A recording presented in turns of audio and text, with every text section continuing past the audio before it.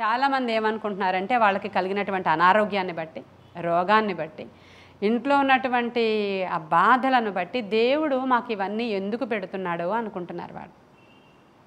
ఈ రోగము, ఈ బాధ, ఈ వేదన ఎందుకు దేవుడు మాకు ఎలవ్ చేస్తున్నాడో అనుకుంటున్నారు అందరూ చాలామంది. ఎందుకంటే దేవుడు పెడితేనే కానీ రాదు అని అనుకుంటారు చాలామంది.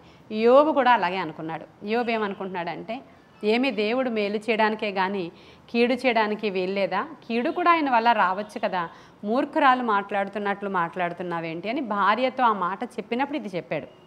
దేవుడి దగ్గర నుంచి మేలే అనుభవింప తగుమా, మనం ఏ కీడు అనుభవించకూడదా అని చెప్పాడు. ఎందుకంటే యోబుకు కూడా తెలియదు దేవుడు కీడు చేసేవాడు కాడు అని. యోబుకు తెలియదు. కానీ ఇక్కడ యోబుకు వచ్చినటువంటి అనారోగ్యం ఎక్కడి నుంచి వచ్చింది? సాతాను నుంచి వచ్చింది. ఒకసారి తెరవండి, యోబు గ్రంథము 2వ అధ్యాయము 7వ వచనం. కాబట్టి అపవాది యెహోవా సన్నిధి నుండి బయలు వెళ్ళి అరికాలు మొదలుకొని నడినెత్తి వరకు బాధగల కురుపులతో యోబును మొత్తెను అని రాయబడి ఉంది. మళ్ళీ చదువుతున్నా. కాబట్టి అపవాది యెహోవా సన్నిధి నుండి బయలు వెళ్ళి అరికాలు మొదలుకొని నడినెత్తి వరకు బాధగల కురుపులతో యోబును మొత్తెను. ఎవరు మొత్తారు? కాబట్టి అపవాది. అపవాది బయలుదేరి వచ్చి యోబుకి ఇలాంటి సమస్యని తీసుకొచ్చింది. అనారోగ్యము అపవాది వల్ల వచ్చింది యోబుకి. అయితే 2:10లోనే ఉంటుంది యోబు అన్న మాట. చూడండి, అది కూడా చూస్తే బాగుంటుంది. 2:10, మనము దేవుని వలన మేలు అనుభవించుదమా, కీడుని మనము అనుభవింప తగదా అన్నాడా లేదా? అంటే ఆయన ఏమనుకుంటున్నాడు? దేవుడే ఈ కీడు చేశాడు నాకు, కాబట్టి దేవుడి వలన కూడా ఈ కీడు నేను అనుభవించడానికి సిద్ధంగానే ఉన్నాను. ఆయన చంపినను నేను ఆయన్నే ఆధారపడి ఉన్నాను, ఆయన మీదే ఆధారపడి ఉన్నాను, ఆయన చంపినా నాకు పర్వాలేదు అంటున్నాడు.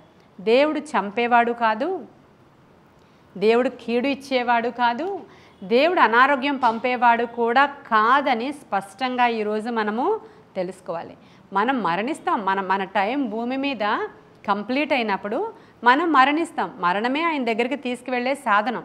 అయితే అకాల మరణాలు, రోగాలతో కూడిన మరణాలు, మన ఆయుష్కాలం ఇంకా కంప్లీట్ అవ్వకుండానే రకరకాల బంధకాలు వచ్చే మరణాలు, ఇదిగో ఆత్మహత్యలకు ప్రేరేపించబడుతూ అనేక మందిని వాడు ఈడ్చుకుని పోతున్నటువంటి సందర్భాలు దేవుని దగ్గర నుంచి వచ్చినవి కానే కాదు. వీటిని ఓవర్కమ్ చేయలేక ఇక దేవుడే మాకు విరోధి అయిపోయాడు కాబట్టి మాకు చావే శరణ్యమని అనేక మంది ఆత్మహత్యలకు ప్రేరేపించబడుతున్నారంట. ఈరోజు ఏ రోజైతే నేను మాట్లాడుతున్నానో 21వ తారీఖున చాలామంది ఆత్మహత్యకి ఈరోజు పాల్పడబోతున్నారు అని దేవుడు బయలుపరిచారు. ఈ వర్తమానము ద్వారానో లేదంటే దైవికమైన శక్తి ద్వారానో దేవుడు మన ద్వారా వాళ్ళని ఇలా లిఫ్ట్ చేసినట్లు కూడా దర్శనం చూపించారు. కాబట్టి ఈ వర్తమానం ఈరోజు మనం మాట్లాడుకుంటూ ఉండగానే ఎవరైతే వారికి ఉన్న సమస్యలు, శోధనలు, మరి అస్వస్థత, వీటి ద్వారా వాళ్ళు వెక్స్ అయిపోయి మరణ వాంఛ కలిగిన వాళ్ళై ఉన్నారో వాళ్ళు ఈరోజు ఆదరింపబడతారు, స్వస్థపరచబడతారు, విడిపింపబడతారు. ఎందుకంటే వారి దేవుడు ఎట్టివాడో నేను చెప్పడానికి ఇష్టపడుతున్నాను ఈరోజు.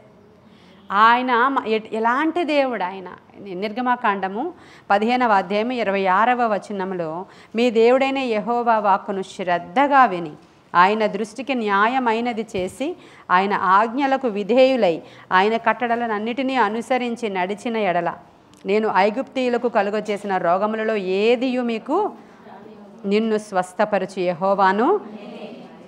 ఈ మాట దేవుడు వాగ్దానం చేశాడు. మీరు నా మాటను శ్రద్ధగా విని నా దృష్టికి న్యాయమైనది చేసి నా ఆజ్ఞలకు విధేయులై నా కట్టడలను అనుసరించి నడుచుకుంటే ఐగుప్తీయులకు వచ్చిన రోగాల్లో ఏది కూడా మీకు. ఐగుప్తీయులకు రోగాలు ఎందుకు వచ్చాయి? ఐగుప్తీయులకు వచ్చిన రోగాలలో ఏ రోగం కూడా నేను మీకు రాయను. ఎప్పుడు అంటే మీరు నా మాట శ్రద్ధగా వినాలి, నా ఆజ్ఞలను అనుసరించాలి, నా కట్టడలను అనుసరించి మీరు నడుచుకుంటే మీకు రోగాలు మీ దగ్గరికి రావనేది దేవుని వాగ్దానము. వాగ్దానమేనా? వాగ్దానం చేసిన వాడు అబద్ధాలు ఎప్పుడు మాట్లాడ్డు. అబద్ధాలు ఆడడం ఆయనకి రాదు, అబద్ధములు చెప్పడం ఆయనకి తెలీదు. ఆయన అబద్ధము చెప్పని వాడు, ఆయన నోట ఏ కపటము కూడా లేదు. ఇవన్నీ వాక్యంలో ఉన్న మాటలే నేను ఉచ్చరిస్తూ ఉన్నాను. అయితే మీరు ఐగుప్తీయులకు వచ్చిన రోగాలు ఎవరి నుంచి వచ్చాయి, ఎందుకు వచ్చాయి? ఐగుప్తీయుల మీదకి తెగుళ్ళు వచ్చాయి. 10 రకాల తెగుళ్ళు వచ్చినాయి, దేవుని దగ్గర నుంచే వచ్చాయి. అవి వాళ్ళు దేవుని మాట వినక గర్విష్ఠులైపోయి దేవుని ప్రజలను హింసిస్తున్నప్పుడు, దేవుని ప్రజలను చెరలో నుంచి వెళ్ళనీయకుండా చేస్తున్నప్పుడు, ఈ 10 రకాల తెగుళ్లలో ఒక రకమైనటువంటిది ఏంటంటే కప్పల దండు వారి ఇళ్లల్లోనికి, వారి నీళ్లల్లోనికి, వారి యొక్క చెరువుల్లోనికి, వారి వారి వారి గదులలోనికి కప్పల దండు వచ్చేసింది. వచ్చినప్పుడు ఫరో అడుగుతున్నాడు మోషేని, మోషే మీ దేవుడైన యెహోవా దగ్గరికి వెళ్ళి దయచేసి ఈ కప్పలను మా దగ్గర నుంచి పోయేలాగున ప్రార్థన చెయ్యవా అని అడిగాడు. ఎవరు అడిగారు? ఫరో అడుగుతున్నాడు. అలా నీవు నీ దేవుడైన యెహోవా దగ్గరికి వెళ్ళి, చూడు ఇదేదైతే మా మీదకి వచ్చేసిందో, ఈ ఉపద్రవం, ఈ ఉగ్రత, ఈ కీడు, ఈ చెడు, ఇది మా నుంచి పోయేలాగా నీ దేవుడి దగ్గరికి వెళ్ళి, యెహోవా దగ్గరికి వెళ్ళి అడగవా మా నిమిత్తము అని వేడుకున్నాడు. అప్పుడు మోషే అడుగుతున్నాడు, ఏమని అడగను అని అడిగాడు మోషే. అడిగితే ఇవన్నీ కూడా తొలగిపోవాలి అనేటువంటి మాట నువ్వు దేవుడి దగ్గర నుంచి అడగవా ప్లీజ్ అని వీళ్ళు ఏం చేస్తున్నారు? బ్రతిమలాడుకుంటున్నాడు ఫరో. నేను చేసింది తప్పేలే, నిన్ను పంపిస్తాను, నువ్వు ఇప్పుడు ఫస్ట్ ప్రేయర్ చేయవా, కొంచెం నా గురించి నా నిమిత్తము అడగవా అని చెప్పినప్పుడు ఫరో అన్యుడు, కఠినాత్ముడు, రాజు, దేవుని విరోధి అయినవాడు యెహోవాను వేడుకుంటే, యెహోవాకి చెప్పమని అడిగితే, మోషే దైవజనుడు, నాయకుడు, ప్రవక్త ఆయన అడిగితే వెంటనే యెహోవా దేవుడు కప్పలను వెనక్కి తీసేశారంట. ఒక అన్యుడు పశ్చాత్తాపము కలిగి దేవుడైన యెహోవాని వేడుకుంటే ఆ తెగులు వెనక్కి వెళ్ళిపోయిందంట. ఆయన బిడ్డలు వేడుకుంటే తెగులు వెనక్కి వెళ్తుందా?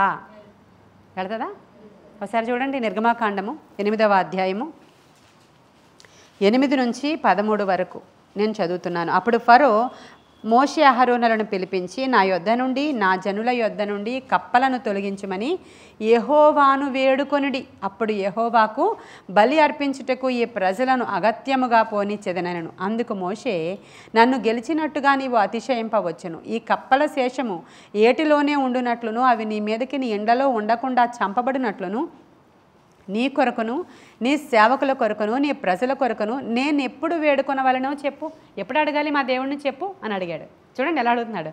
మా దేవుడికి ఎప్పుడు ప్రార్థన చేయాలి, ఎప్పుడు అడగాలో చెప్పు అంటే అప్పుడు ఆయన ఏం చెప్పాడు? రేపే హల్లెలూయా, రేపే అడుగువయ్యా కొంచెం. అడిగినప్పుడు అప్పుడు ఏం చెప్పాడు ఆయన? మా దేవుడని అక్కడ నీ ప్రజల కొరకు నేను ఎప్పుడు వేడుకోవాలని అడిగినప్పుడు అతడు రేపే అనేను. అందుకు అతడు, మా దేవుడైన యెహోవా వంటి వారెవరు లేరని నీవు తెలుసుకొనున్నట్లు నీ మాట చెప్పున జరుగునుగాక. హల్లెలూయా, హల్లెలూయా. చూసారా, ఫరో మీ దేవుడు చేయగలడు అని నమ్మినప్పుడు, ఫరో నా తరఫున నువ్వు ప్రార్థన చెయ్యి అని చెప్పినప్పుడు, ఫరో నీ దేవుడు చేటుకు సమర్థుడు అని నమ్మినప్పుడు ఇది జరిగింది. మీకు అర్థమవుతుంది నేను చెప్పేది. ఒక అన్యుడు, దేవుని విరోధి, దేవుని ప్రజలను చెరలో ఉంచినవాడు, దేవుని ప్రజలను హింస పెడుతున్నవాడు యెహోవా యెహోవా చేయగలడని, ఆయనకి ప్రార్థన చేస్తే, ఆయనను వేడుకుంటే ఆయన తప్పక మాకు ఈ తెగుల నుంచి స్వస్థపరచగలడని నమ్మి అడిగితే దేవుడు చేశాడు. ఇప్పుడు దేవుని ప్రజలు అడగకుండా వాళ్ళు ఏమనుకుంటున్నారంటే దేవుడే పెట్టాడు, ఇది మేము భరించాల్సిందే, మేము ఇలా నశించిపోవాల్సిందే, దేవుడేంటో మాకే పెట్టాడు, దేవుడేంటో మేమంటేనే కోపం, మా ఇంట్లోనే ఇలాగా. ఎవరిని మాట్లాడుకుంటున్నారు? దేవుణ్ణి బ్లేమ్ చేస్తున్నారు. రోగము దేవుడి దగ్గర నుంచి రాదు, కీడు దేవుని దగ్గర నుంచి రాదు. పాపము వలన, భయము వలన, అవిశ్వాసము వలన ఈ యొక్క రోగములు మానవ శరీరములోనికి ఎంటర్ అవుతాయి. దేని ద్వారా చెప్పాను నేను? పాపము వలన వచ్చు జీతము. పాపం ఎవరైతే చేస్తున్నారో హక్కుపూర్వకంగా శాతానుడు వీళ్ళ నా సొత్తు అని వాళ్ళ దగ్గరికి రాగలుగుతాడు. పాపము చేసిన వారి దగ్గరికి రోగాలు వస్తాయి. ఇంకొకటి భయముకి మనం ఆపోజిట్ వర్డ్ తీసుకుంటే, అంటే భయముకి ఆపోజిట్ వర్డ్ తీసుకుంటే విశ్వాసం ఉంటే భయం ఉండదు మనకి. ఆపోజిట్ అన్నాను సుమా, ఈక్వల్ వర్డ్ కాదు, సమానమైన వర్డ్ కాదు, ఆపోజిట్ అన్నాను. అంటే విశ్వాసం ఎప్పుడైతే దేవుని మీద ఉంటుందో మనకి భయం ఉండదు. దేవుని మీద విశ్వాసం ఉంది. ఇప్పుడు హవీల ప్రార్థన చేసింది, మాకు భయం లేదు. నువ్వు ఎర్ర సముద్రాన్ని పాయలు చేసినంతటి గొప్ప దేవుడికి మా పరిస్థితి ఏ పాటిదయ్యా, ఇది ఎంతసేపు మాకు నువ్వు క్లియర్ చేయాలనుకుంటే 1 సెకనులో చేస్తావని ప్రార్థన చేసింది. హల్లెలూయా. అది విశ్వాస సహితమైన ప్రార్థన రోగిని స్వస్థపరచును. హల్లెలూయా. విశ్వాసము లేకుండా భయము. ఇప్పుడు యోబుకి ఈ యొక్క ఇన్సిడెంట్ ఎందుకు జరిగిందంట? భయము. అమ్మో పిల్లలు తప్పు చేస్తారేమో, అమ్మో మాకు ఇలా అయిపోద్దేమో, అమ్మో నాకు ఇది జరుగుద్దేమో, అమ్మో నాకు అది జరుగుద్దేమో అని భయపడతాడంట. నేను ఏది భయపడ్డానో అదే నా మీదకి, అవునా కాదా, నమ్ముతున్నారా? నేను ఏది భయపడ్డానో అదే నా మీదకి భయము వలన, పాపము వలన, అవిశ్వాసము వలన ఈ దేవుని బిడ్డలైన వారికి ఎలా వస్తాయో చెప్తున్నాను, అన్యులకు కాదు. దేవుని బిడ్డలైన వాళ్ళకి అలా శాతానుడు వాళ్ళ దగ్గరికి ఆ వ్యాధిని పెడతాడు. వాడి పనే అది. వాడి పని ఏంటంటే దేవుని యొక్క బిడ్డల్ని విశ్వాసం నుంచి తప్పించుట, నరకానికి ఈడ్చుకొని పోవుట. ఆత్మహత్యలకి ఎవరైతే ప్రేరేపించబడుతున్నారో వాళ్ళందరూ అపవాది చేత ప్రేరేపించబడుతున్న వాళ్ళు. వాళ్ళని నరకాగ్నిలోనికి లాక్కుని వెళ్ళిపోవడానికి వాడి ప్రయత్నం అంతా, ప్రతిరోజు వాడి ప్రయత్నం అదే చేస్తూనే ఉన్నాడు. అనేక మంది దానికి బలి అయిపోతున్నారు. ఇంక రెండవసారి ఈగల గుంపు వచ్చింది వాళ్ళ మీదకి. ఈగల గుంపు వస్తే ఏమన్నాడు? 28, అక్కడే 28 చూడండి మీరు. అందుకు ఫరో, మీరు అరణ్యములో మీ దేవుడైన యెహోవాకు బలి అర్పించుటకు మిమ్మును పోనిచ్చేదను, కానీ దూరం పోవద్దు, మరియు నా కొరకు వేడుకొనుడి. ఇక్కడ ఈయన ప్రార్థన రిక్వెస్టులు చూడండి. ఇక్కడ మీరు నా కొరకు వేడుకొనుడను. అందుకు మోషే, నేను నీ యొద్ద నుండి వెళ్ళి రేపు ఈగల గుంపులు ఫరో యొద్ద నుండి, అతని సేవకుల యొద్ద నుండి, అతని జనుల యొద్ద నుండి తొలగిపోవునట్లు యెహోవాను వేడుకొందును గాని యెహోవాకు బలి అర్పించుటకు ఫరో జనులను పోనీయక ఇకను వంచన చేయకూడదని చెప్పాడంట ఆయన. సెకండ్ టైం మళ్ళీ ప్రేయర్ రిక్వెస్ట్. సెకండ్ టైం కూడా కొంచెం వేడుకోవా మీ దేవుణ్ణి, కొంచెం వేడుకోవా నా గురించి, మా మీద ఈ తెగులు పోయేటట్లుగా కొంచెం నాకు సహాయం చేయవా, యెహోవాను వేడుకోవా అని అడిగితే మళ్ళీ సెకండ్ టైం కూడా దేవుడు మూవ్ అయ్యారు. అక్కడ ఎందుకు కీడు పంపిస్తున్నారు, ఎందుకు తెగులుని పరిహరిస్తున్నారు దేవుడు అంటే ఆయన ఎంత గొప్పవాడో తెలియజెప్పడానికి. గట్టిగా హల్లెలూయా చెప్పాలి. మన దేవుడు ఎంత బలవంతుడో చెప్పడానికి. అది వాళ్ళ మధ్యలో నుంచి తెగులు ఎందుకు తీసేస్తున్నాడు, ఎందుకు రప్పిస్తున్నాడు అంటే ఆయన ఎంత బలవంతుడో చెప్పడానికంట. మన దగ్గరికి వచ్చినటువంటి తెగులుని దేవుడు ఎందుకు తీస్తాడంటే ఆయన మహిమపరుచుకోవడానికి. అంతే తప్ప ఆయన బలవంతుడని మన అందరికీ తెలుసు, మనకు ఆల్రెడీ వచ్చేసింది, మన జీవితంలో అది ఉంది. ఇప్పుడు నువ్వు స్వస్థపరచబడడం ద్వారా, నీకు ఆ రోగం రావడం ద్వారా ఆయన గొప్పవాడని తెలియచెప్పుకోవడానికి కాదు, నీ అస్వస్థతను స్వస్థపరచడం ద్వారా ఆయనకు మహిమ రావడానికి చేస్తాడు. అర్థమైపోయిందా మీకు? యోహాను సువార్త చూడండి 11వ అధ్యాయం 4వ వచనం. ఈ వ్యాధి మరణము కొరకు కాదు కానీ దేవుని కుమారుడు దాని వలన మహిమ పరచబడునట్లు దేవుని మహిమ కొరకు వచ్చింది. హల్లెలూయా. ఆ వ్యాధులు ఎందుకు వచ్చాయంటండి? అది శాతాను ద్వారానే వచ్చాయి. కానీ నిన్ను స్వస్థపరచు యెహోవాను నేనే అన్నాడు. ఆయన దగ్గరికి వెళ్ళి నువ్వు వేడుకుంటే, నువ్వు పశ్చాత్తాపపడితే, ఇదిగో ఫరో సేవకులను వేడుకున్నట్లుగా నీవు వెళ్ళి ఆ దేవుని మందిరాన్ని ఆశ్రయిస్తే, సేవకులను ఆశ్రయిస్తే, దేవుణ్ణి ఆశ్రయిస్తే, పశ్చాత్తాపపడితే నీ తరఫున వేడుకోవడానికి 2 చాలు కదా. 4 మోసుకొచ్చారు పక్షవాత రోగిని ఆ ఇంటిలో నుంచి. ఈ 4 విశ్వాసం గొప్పది, పడుకున్నవాడి విశ్వాసం కాదు. ఆ 4 ప్రభువును వేడుకుంటే వీడిని స్వస్థపరిచినప్పుడు దేవుని నామం అక్కడ మహిమపరచబడింది. లాజర్ని స్వస్థపరిచినప్పుడు ఆయన నామము మహిమపరచబడ్డానికే ఇది జరిగింది తప్ప ఆయన ఎలాంటి బలవంతుడో నిరూపించుకోవడానికి కాదు. అన్యులకి ఎందుకు చేశాడు? ఆ రోగం వాళ్ళకి ఎందుకు ఎలా చేశాడు? ఆ కీడు ఎందుకు వాళ్ళకి వచ్చిందంటే ఆయన రోగము మీదను, మరణము మీదను, ప్రకృతి మీదను, సముద్రము మీదను, సృష్టి మీదను అధికారము కలిగిన వాడని తన బలము చూపించుకోవడానికంట. హల్లెలూయా. నిర్గమ 9:16 చూడండి. ఎందుకంట? ఆయన బలమును చూపించడానికి. హల్లెలూయా.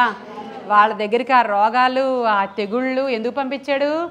మైటీ పవర్ నాది. హల్లెలూయా. ఆయన అక్కడ ప్రథమ సంతానం అంతా మరణించినప్పుడు పాతాళ లోకము యొక్క, మరణము యొక్క తాళపు చెవులు నా దగ్గరే ఉన్నాయి. హల్లెలూయా. నేను దేనినైనా సమర్థుడైన దేవుడను, ఏదైనా సరే నాకు అసాధ్యమైనది లేదు అని చెప్పడానికి ఆయన బలాన్ని చూపించుకోవడానికి చేశాడంట అన్యుల దగ్గర. మన దగ్గరికి వచ్చేటప్పటికి ఆయన వల్ల వచ్చిన రోగాలు ఇవి కావు. జాగ్రత్తగా గమనించాలి. కాబట్టి ఇది దేవుని చిత్తమేమో, మరణానికి వచ్చిందేమో, నా జీవితం ఇంతే అనుకోవడానికి ఎవ్వరికి కూడా వీలు లేదు. ఎప్పుడైతే నీవు ఆయన రాజ్య సంబంధిగా అయిపోయావో, ఎప్పుడైతే ఆయన రాజ్య వారసునిగా అయ్యావో, ఆయన నీ కొరకే దెబ్బలను పొంది అతడు పొందిన దెబ్బల చేత మనకు ఆయన స్వస్థత. హల్లెలూయా. నిశ్చయముగా నేను నిన్ను స్వస్థపరచు యెహోవాను నేనే. నువ్వు హక్కుపూర్వకంగా అడిగి దీనిని తీసుకోవాలి. అయితే నువ్వు పశ్చాత్తాపపడాలి. పాపముల నిమిత్తమై పశ్చాత్తాపము నీ హృదయంలో నుంచి రావాలి. ఆయన ఎట్టివాడో తెలుసుకోవాలి. ఆయనను ఆశ్రయించినప్పుడు ఆయన తప్పకుండా స్వస్థపరుస్తానని ఈరోజు వాగ్దానం చేస్తున్నాడు. అందుకే మనం ఎంతమంది కొరకు ప్రార్థిస్తున్నామో, అందరి కొరకు మనం వేడుకుంటున్నామో వాళ్ళు స్వస్థపరచబడుతున్నారా లేదా?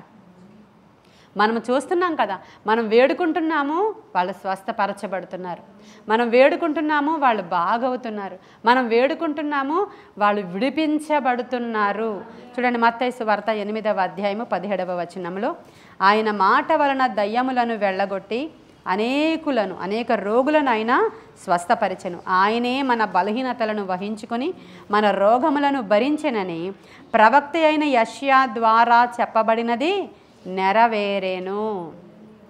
ఓల్డ్ టెస్టిమెంట్ యెషయా ఏం చెప్పాడంటే, అతడు పొందిన దెబ్బల చేత మీకు స్వస్థత కలుగుతుంది, అతడు కార్చిన రక్తములో మీకు విడుదల కలుగుతుంది, ఆయన దెబ్బలలో నుంచి మీకు స్వస్థత కలుగుతుంది అని యెషయా చెప్పాడు.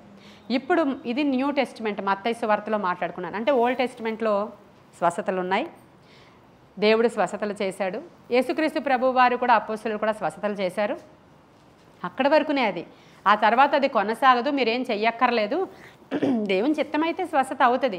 కానీ స్వస్థతావరము, విడుదల వరము, దయ్యాలను వెళ్ళగొట్టే వరము ఇవేమీ లేవని నవ్వుతున్నారు. చాలామంది సేవకులు నవ్వుతున్నారు.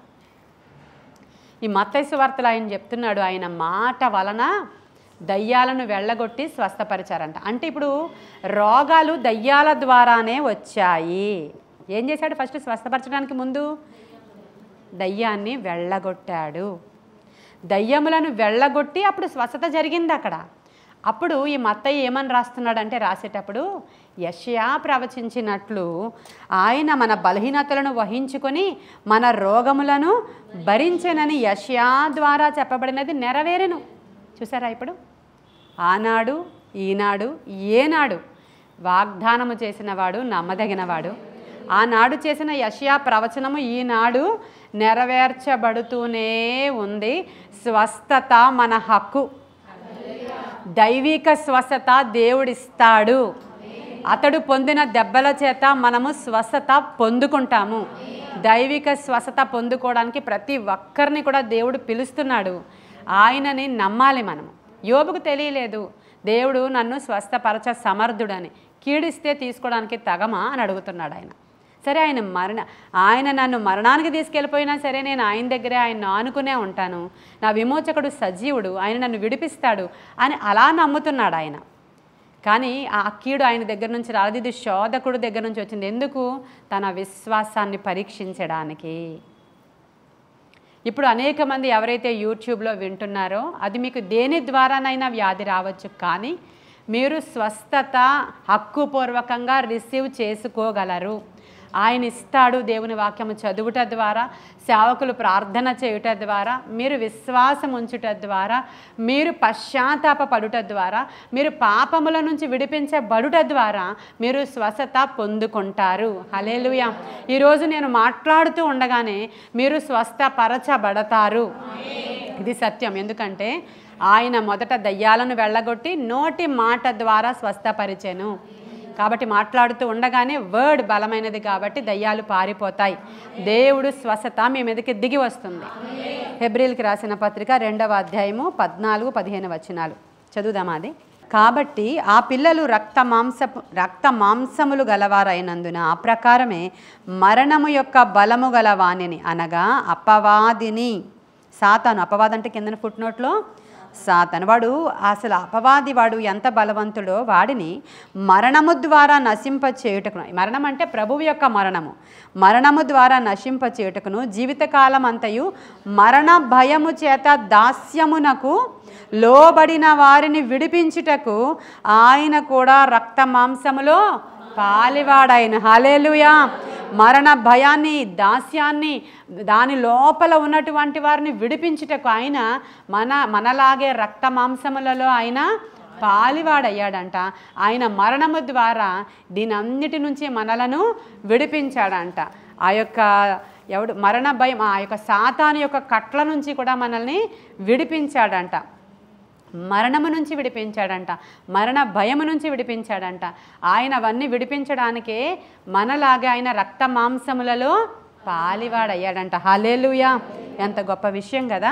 ఈ అపవాది క్రియలను లయపరచడానికే వచ్చాడంట. అది కూడా చూసండి. మొదటి యోహాను పత్రిక 3వ అధ్యాయం 8వ వచనం. అపవాది క్రియలను లయపరచుటకే దేవుని కుమారుడు ప్రత్యక్షమాయెను. హల్లెలూయా. ఇప్పుడు దేవుని కుమారుడు ఎందుకు వచ్చాడంట? వాడి క్రియలను లయపరచడానికి వచ్చాడు ఆయన. వాడి క్రియలు ఏమై ఉన్నాయో ఇప్పుడు మనకు అన్నీ తెలుస్తూనే ఉన్నాయి. ఒక ఇంట్లోకి ఒక శోధన, ఒక అప్పు, ఒక తెగులు, ఒక బాధ, ఒక గొడవ, ఒక నిర్జీవత్వము, ఒక సమస్య అయితే నీ పాపాల ద్వారా, నీ అవిధేయత ద్వారా, నీ చేతకాని ద్వారా, తనము ద్వారా తెచ్చుకుంటున్నావు నువ్వు. కానీ దాంట్లో నుంచి ఖచ్చితంగా విడిపిస్తాడు ఆయన. ఆయన సమర్థుడు, ఖచ్చితంగా స్వస్థపరుస్తాడు. ఆయన సమర్థుడు, ఖచ్చితంగా ఎర్ర సముద్రాన్ని పాయలు చేస్తాడు. ఆయన సమర్థుడు. అన్యుల దగ్గర అయితే ఆయన ఎంత బలవంతుడో ప్రూవ్ చేసుకున్నాడు.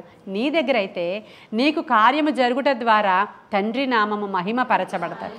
మీరు ఆశీర్వదింపబడడం ద్వారా ఆయన మహిమపరచబడతాడు.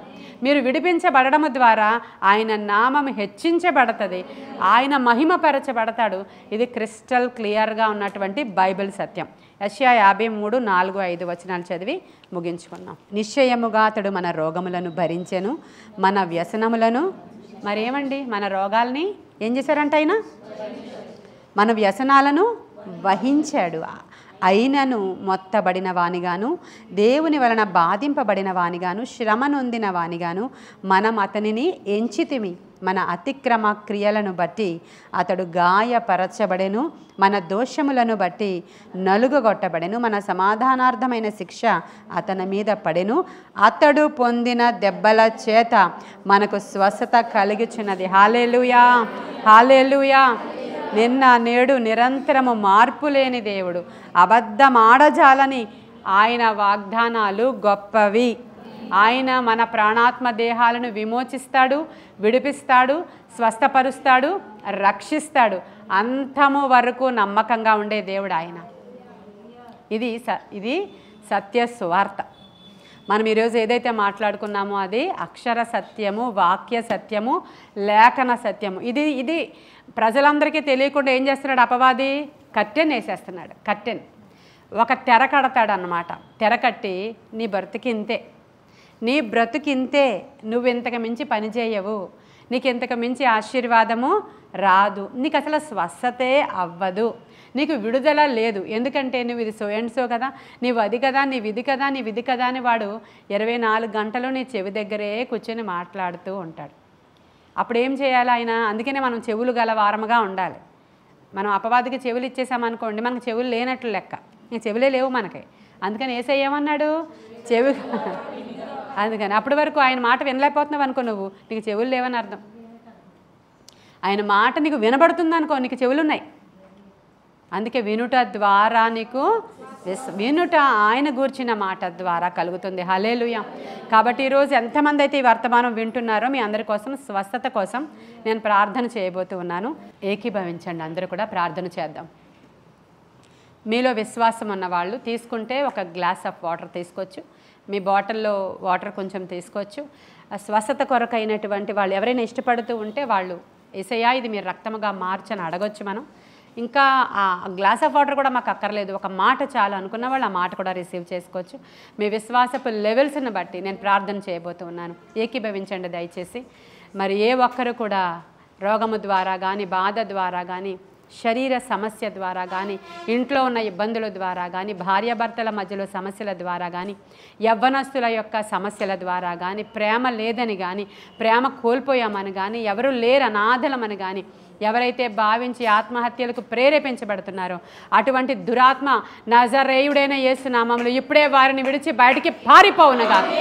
నిర్జీవపరుస్తున్న దురాత్మ యేసు నామంలో ఇప్పుడే బయటికి పొమ్మని గద్దిస్తున్నాను. యేసు నామంలో ఇప్పుడే వారు స్వస్థ చిత్తులు అవుదురుగాక. వారి పక్షముగా ఉన్నని ఉన్నత ప్రణాళిక నెరవేర్పు జరుగునుగాక. వారితో ఈ క్షణమే మీరు మాట్లాడండి దేవా. ఇప్పుడే స్వస్థత కార్యాలు జరిగించండి దేవా. గొప్ప కార్యాలు జరిగించండి ప్రభా. ఇన్స్టెంట్ హీలింగ్స్ జరిగించండి ప్రభా. అతడు పొందిన దెబ్బల చేత మనకు స్వస్థత, అతడు కార్చిన రక్తములో మనకు విడుదల. యేసు పొందిన దెబ్బల చేత మా ప్రతి గాయము మాన్పబడుతుందయ్యా. మాకు విజయము వస్తుంది ప్రభా. ఆనాడున్న అదే దేవుడు నేడు మాతో ఉన్నాడయ్యా. ఎందరైతే అనారోగ్యం గలవారు ఉన్నారో, మంచాల మీద ఉన్నారు, మరణకరమైన రోగాలతో ఎడవబడుతున్నారు, ఆ మరణము నుంచి విడిపించడానికి, ఆ దాస్యము నుంచి విడిపించడానికి, ఆ అనారోగ్యము నుంచి విడిపించడానికి, ఆ సాతాను కట్ల నుంచి విడిపించడానికి యేసు నామములో ఆయన సమర్థుడు. అటువంటి వారికి స్వస్థత నేను ప్రకటిస్తున్నాను ప్రభా. విడుదల ఇప్పుడే వాళ్ళు పొందుకొందురుగాక, సాక్షులుగా నిలవబడుదురుగాక, ఆయన నామమునకు మహిమ తెచ్చుదురుగాక. స్వస్థత శీఘ్రముగా కలుగునగాక. నడినెత్తి నుంచి అరికాలు వరకు ఏ రకాలైన రోగాలు ఉన్నాయో, ఏ రకాలైన ప్రాబ్లమ్స్ ఉన్నాయో, చిన్నవవ్వచ్చు, పెద్దవవ్వచ్చు, దీర్ఘకాలిక సమస్యలు అవ్వచ్చు, హెరిడిటరీ ద్వారా వచ్చినవవ్వచ్చు, యేసు నామంలో వాటిని పొమ్మని గద్దిస్తున్నాను నాయన. దీర్ఘకాలిక రోగాలు, యాక్సిడెంట్స్ ద్వారా మంచాల మీద ఉన్నవారు దేవా, ఆయా అవయవాలలో లోపం ఉన్నవారు, ఆ అవయవాలలో ప్రాబ్లం ఉన్నవారు, ఎముకలలో, నరాలలో, మూల్గులలో, రక్తములో, కిడ్నీస్లో, నాయన వెయిన్స్లో, అయా నా తండ్రి రక్తములో, నాయన నా తండ్రి స్కల్లో, నా తండ్రి థ్రోట్లో, ఐలో, ఇయర్లో, నోస్లో, ఆయా మౌత్లో, నాయన నా తండ్రి ఆ కడుపులో, నాయన కిడ్నీస్లో ప్రభా, దేవా యూట్రస్లో ప్రభువ, కాళ్ళల్లో నాయన, నరాలలో, అరికాలలో ప్రభువ, చేతులలో ఆయా రోగాలు బయటికి పారిపోవునుగా నాయన. దయ్యములు ఇప్పుడే వారిని విడిచిపోవునుగా. స్వస్థత శీఘ్రముగా కలుగునగా, విడుదల శీఘ్రముగా కలుగునగా దేవా. ఎవరైతే శోధకుడు ద్వారా గృహాలలో నాయన జరగాల్సిన వివాహాలు జరగకుండా, వ్యాపారాలు జరగకుండా, ఉద్యోగాలు రాకుండా, బిడ్డలు బాగవ్వకుండా వ్యసనాలతో ఉన్నారో ఆ గృహాలని దర్శించండి ప్రభా. ఆ గృహాలను ఏలుబడి చేస్తున్న చీకటి శక్తుల ప్రభావము యేసు నామములో ఇప్పుడే వారిని విడిచి బయటికి పారిపోవునుగా. స్వస్థత శీఘ్రముగా కలుగునుగా, విడుదల శీఘ్రముగా కలుగునుగా.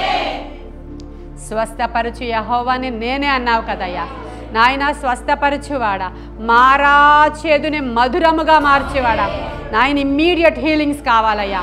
ఇప్పుడే బ్రేక్ త్రూ కావాలి ప్రభా. స్వస్థతలు శీఘ్రముగా కలుగునుగాక. ఆత్మ కార్యాలు జరిగించమని ప్రభువా. దేవా, ప్రతి కీడు చెడు తీసివేసినందుకు వందనాలు దేవా. ఇంకా పేరు చెప్పబడిన సమస్యలు, రోగాలని కూడా అయ్యా నేను నా నోటితో ప్రవచించని మాటల్ని కూడా ఎవరైతే అక్కడ నాయన ఇదిగో నీ కొరకు ఎదురు చూస్తూ ఆ స్వస్థత కొరకు నాయన అడుగుతున్నారో, ఈ యొక్క వాక్యాన్ని పెట్టుకుని నీ దగ్గర గోజాడుతున్నారో, పశ్చాత్తాపడుతున్నారో వారి కొరకు ప్రార్థిస్తున్నానయ్యా. అయ్యా మోషే ప్రార్థించినట్లు, నాయకులు ప్రార్థించినట్లు, సేవకులు ప్రార్థించినట్లు వారి తరఫున ప్రార్థన చేయించున్నాను దైవమా. మీరు మాకు ఇచ్చిన అధికారముతో ప్రార్థిస్తున్నాము. యేసు నామములో స్వస్థతలు జరుగునుగాక, విడుదల జరుగునుగాక, విజయము వచ్చునుగాక, బంధకాలు తెగిపోవునుగాక, బాండేజెస్ బ్రేక్ అవునుగాక. యేసు నామములో, నజరేయుడైన యేసు నామములో అడిగి వేడుకొని పొందుకొని ఉన్నాము మా ప్రియ పరలోకపు మా తండ్రి. ఆమేన్, ఆమేన్, ఆమేన్. మేమేమైతే ప్రార్థన అంశాలు ప్రార్థించామో వాటన్నిటికీ జవాబులు మేము పొందుకున్నందుకు నీకు వందనాలు ప్రభా, నీకు వందనాలు ప్రభా, నీకు వందనాలు ప్రభా. మేము రిసీవ్ చేసుకున్నాం, హీలింగ్స్ రిసీవ్ చేసుకున్నాం, ఆశీర్వాదం రిసీవ్ చేసుకున్నాం. నీకు వందనాలు ప్రభా. Thank you Lord, thank you Lord. మహిమ ఘనత ప్రభావాలు మీకే నాయన. యేసయ్య శ్రేష్ఠ నామంలో పొందుకొని ఉన్నాము తండ్రి. God bless you.